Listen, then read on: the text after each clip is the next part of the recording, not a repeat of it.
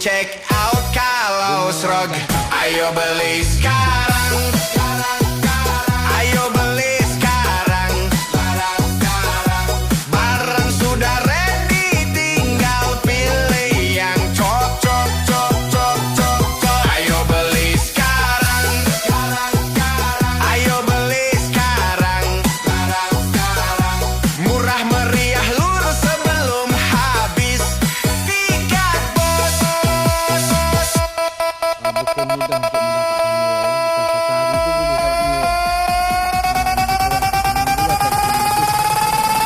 Ayo beli sekarang.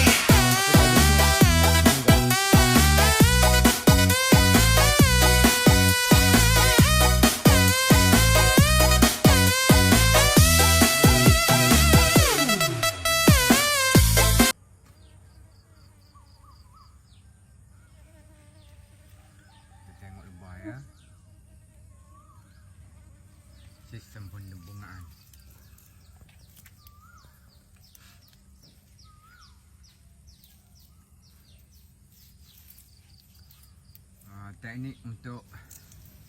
Teknik awal untuk menghasilkan nira.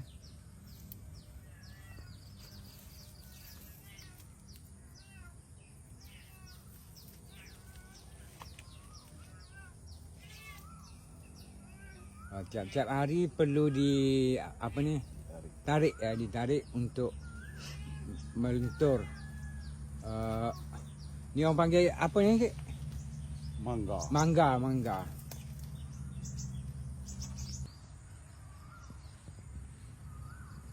Ni boleh makan muda ni.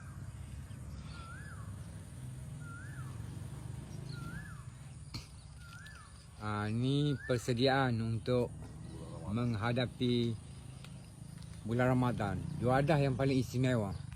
Nira di belah Kelantan dia panggil tuak. Nira ya.